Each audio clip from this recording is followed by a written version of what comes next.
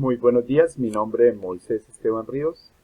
A continuación les voy a socializar el trabajo final del módulo de evaluación del aprendizaje cursado en la maestría en TIC para la educación con la docente María Eugenia Córdoba, doctora en Ciencias Sociales, Niñez y Juventud. A través de este trabajo pues se nos ha pedido que hagamos unos estudios de casos y reconsideremos pues algunas preguntas para cada uno de ellos. El caso 1 dice: Lucía es una docente muy rigurosa. Cada viernes terminando la semana lleva a cabo un pequeño examen a sus estudiantes y guarda el registro de sus resultados. Al finalizar el bimestre mira sus resultados y obtiene la calificación para cada estudiante.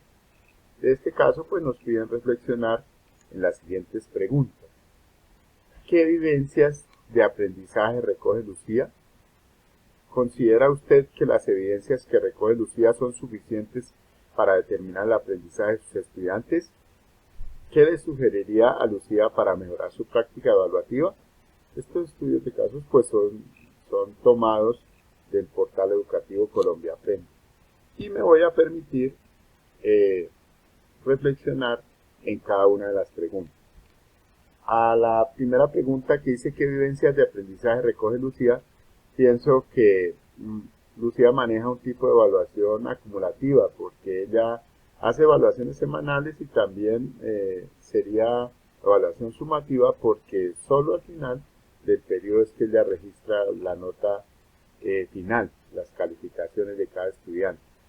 Y lo otro sería que la evidencia que maneja pues son las pruebas escritas que hace semanalmente todos los viernes.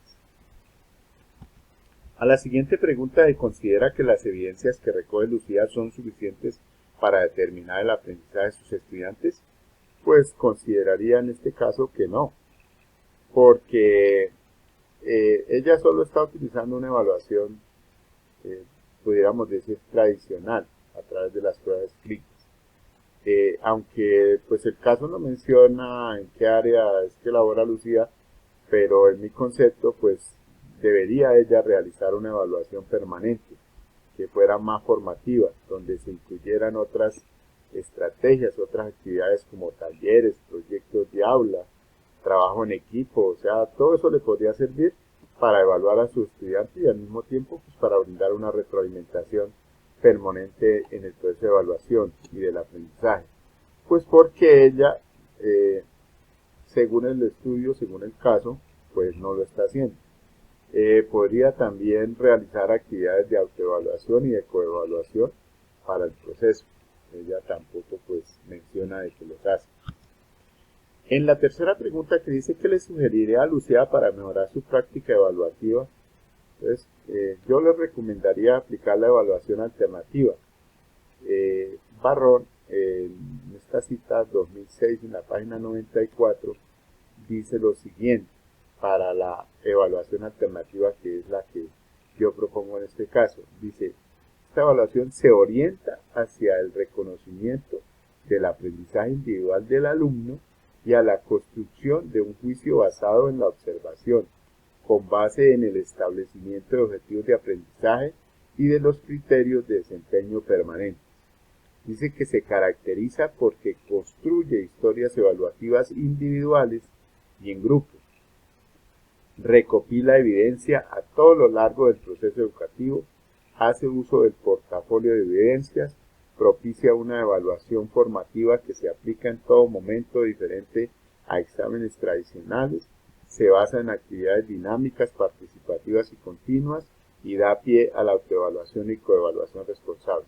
Entonces pienso que aquí, en esta cita, está resumido todo lo que se le podría sugerir a Lucía para mejorar su práctica evaluativa, o sea, que pudiera aplicar este tipo de evaluación con todos los componentes que esto implica. Se nos pidió analizar un caso 2 que dice lo siguiente: Mario usa múltiples fuentes de información para evaluar el aprendizaje de sus estudiantes. En ocasiones recoge evidencias mediante conversaciones informales, recoge los cuadernos esporádicamente, pide a los estudiantes que creen obras de teatro a partir de lo aprendido, les plantea proyectos para que apliquen su comprensión sobre los temas vistos en clase, usa rúbricas y lleva un portafolio con sus anotaciones, y estas evaluaciones le ayudan a saber qué tipo de actividades de refuerzo debe enviar a sus estudiantes, considerando que los planes de aula ya están escritos para todo el año y es importante que los estudiantes se pongan al día. Frente a este caso, pues nos pueden reflexionar en las siguientes preguntas. ¿Qué fortalezas demuestra Mario en sus prácticas evaluativas? ¿Qué fuentes usan como docentes para evidenciar el aprendizaje? En ese caso, esa pregunta sería más directamente para nosotros, ¿cierto? Como docentes. La tercera dice, los resultados de las evaluaciones son solamente para enviar planes de refuerzo. Cuarto, ¿qué otras decisiones pueden tomarse a partir de los resultados obtenidos? Entonces me va a permitir cómo hacer una valoración y un análisis de cada una de esas preguntas. A la primera pregunta, ¿qué fortalezas demuestra Mario en sus prácticas evaluativas? Considero que las fortalezas que usa Mario son tres principalmente. Primero, pues que utiliza una evaluación formativa porque lo hace todo el tiempo. Es decir, existe una retroalimentación permanente porque dice que él hace conversaciones informales, que recoge los cuadernos, evalúa los cuadernos, que los invita a participar en obras de teatro, que maneja proyectos de aula. Entonces, él desarrolla varias actividades y lo hace permanentemente. Esa es una fortaleza que él tiene en su proceso de evaluación. La otra es que las múltiples actividades de enseñanza-aprendizaje que aplica Mario le permite ajustar los planes de refuerzo para cada estudiante de acuerdo a los planes de clase y a los lineamientos establecidos para el área de desempeño. Entonces, él maneja muchas actividades y eso le permite pues ajustar esos planes de refuerzo de acuerdo a lo que necesite cada estudiante. Y la otra es que menciona que él dice que él realiza autoevaluación y coevaluación. Yo pienso que ahí están las tres fortalezas que utiliza o que Mario maneja en su proceso de evaluación. A la pregunta de qué fuentes usan como docentes para evidenciar el aprendizaje, es una pregunta más directamente hacia nosotros y en mi caso particular pues yo utilizo evaluación formativa, lo hago durante todo el proceso de formación y como evidencias pues yo utilizo la observación directa, la orientación permanente porque trabajo con guías de aprendizaje.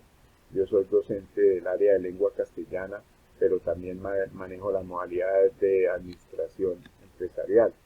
Entonces yo manejo todos los procesos, los manejo con guías de aprendizaje, manejo talleres, utilizo textos escritos, diferentes tipos de textos escritos, utilizo exposiciones orales, aplico pruebas escritas tipo saber. Todo eso lo hago en mi proceso de enseñanza-aprendizaje y de evaluación. Entonces, en el área, como les mencionaba, en el área de modalidad técnica que oriento, utilizo una formación por proyectos y por competencias mediante guías de aprendizaje. Entonces, ahí les incluyo a ellos en esas guías estudios de casos, trabajo en equipo, los hago que ellos manejen su portafolio de evidencias. Algunas evidencias las manejamos en medio físico, otras en medio virtual, pero igual cada estudiante las debe tener. Manejamos listas de chequeo pues dentro de ese portafolio de evidencias. Manejamos rúbricas de evaluación para cada uno de los productos de aprendizaje. Me refiero a que si tienen que elaborar un informe, si tienen que elaborar un ensayo, si tienen que elaborar un documento empresarial o bueno, cualquier tipo de actividad o de aprendizaje, ellos tienen que ceñirse a la rúbrica que se le da para tal fin. Y también manejo rúbricas para los procesos de autoevaluación y coevaluación. Se tienen en cuenta los desempeños y la evaluación por competencias. Eso lo hago también pues para yo poder valorar los conocimientos, las habilidades y las actitudes de cada estudiante, pues realizo un proceso de retroalimentación y a los estudiantes que haya necesidad de reforzar alguna competencia, pues lo hacemos a través de este proceso. Eso es lo que manejo como fuentes para evidenciar el aprendizaje de mi estudiante. En cuanto a los resultados de las evaluaciones que dice que son solamente para enviar planes de refuerzo, mi respuesta sería que no, porque la evaluación nos debe también ayudar, pues yo pienso que a todos. Primero, pues a los estudiantes para mejorar sus estrategias de aprendizaje y a nosotros como maestros para reflexionar en nuestra práctica educativa. En el caso de los directivos docentes, pues para que ellos entren a apoyar más estos procesos. Retomo esta cita de Ríos del 2020, como lo menciona, y pues coincido con esa apreciación, porque él dice: la evaluación llega a considerarse un componente indispensable en la planificación y ejecución del currículo y un requisito necesario para la transformación de la práctica educativa, porque de esta consideración se desprende todo el proceso de enseñanza y de aprendizaje, pero también de la evaluación. O sea, es muy importante despejar estos interrogantes. ¿Por qué debemos evaluar? ¿Qué debemos evaluar? ¿Cómo debemos evaluar? ¿Y cuándo debemos evaluar? Y estos interrogantes se trasladarían también al proceso de enseñanza-aprendizaje. Entonces, ¿qué, cómo y cuándo enseñar también? No solamente qué, cómo y cuándo evaluar, sino también qué, cómo y cuándo enseñar. Y estos son también, pues yo los considero mis cuestionamientos permanentes, porque uno siempre trata de mejorar su práctica educativa, su práctica docente, y entonces pues considero que los resultados de las evaluaciones no son solamente para enviar planes de refuerzo a los estudiantes, sino que esto tiene una utilidad para todos los participantes del proceso. La siguiente pregunta que dice: ¿qué otras decisiones pueden tomarse a partir de los resultados obtenidos?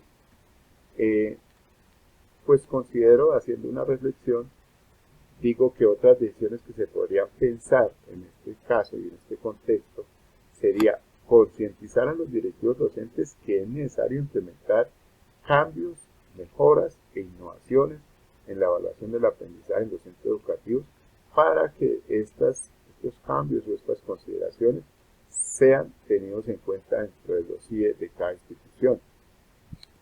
También es conveniente que como docentes pues fomentemos más la participación de los estudiantes en las evaluaciones. Por ejemplo, en la metodología para realizarlas, pues pienso que debería hacerse por competencias y no pues de manera tradicional como a veces las manejamos. Porque si se manejan por competencias o de una manera integral, formativa, se hace que pues sean muchos los beneficios, porque no solamente se estaría valorando lo cognitivo, sino también lo actitudinal, lo comportamental, los valores y todo el proceso de enseñanza-aprendizaje que se hace en estos procesos. Finalmente, pues como conclusión, me permito retomar acá una cita de Mejía del 2012 que dice: la educación en la actualidad requiere que los individuos desarrollen diferentes talentos y competencias para crecer en todos los sentidos. Por tanto, la evaluación debe responder a tales necesidades promoviendo una evaluación ética, técnica y confiable de las competencias del estudiante, brindando así mayor equidad y objetividad, juicios cualitativos y cuantitativos. Entonces, no solamente la educación tiene retos, la evaluación también tiene retos. Entonces, por eso dice que la evaluación del alumnado pues ha cambiado. Al principio, la evaluación consistía solamente en medir el progreso de la conducta del estudiante. Por ejemplo, se comparaba con una conducta deseable y eso era lo que se valoraba antes. Pero posteriormente pues hubo cambios en la evaluación que beneficiaron los procesos, porque ahora estaban enfocados a evaluar el rendimiento académico y el aprendizaje. Y hoy por hoy, pues los estudiantes no solo requieren que se le evalúen conocimientos, sino que necesitan también pues desarrollar habilidades, valores y posturas. Por eso la evaluación ha cambiado a través del tiempo y por ende pues lógicamente la educación, perdón, también tiene que cambiar. Entonces pienso que el reto de nosotros como docentes será sustituir las evaluaciones tradicionales en el aula de clases por una evaluación por competencias y de manera formativa. Pienso que los docentes actuales debemos estar concientizados de poder enriquecer y mejorar este proceso si queremos verdaderamente lograr eficiencia en la formación integral de nuestros estudiantes. Yo pienso que ahí es donde está el reto para nosotros como docentes. Y acá me permito pues compartir algunas referencias bibliográficas de las que he utilizado para desarrollar este trabajo y para sustentar pues los puntos de vista que he manifestado. Muchas gracias por su atención.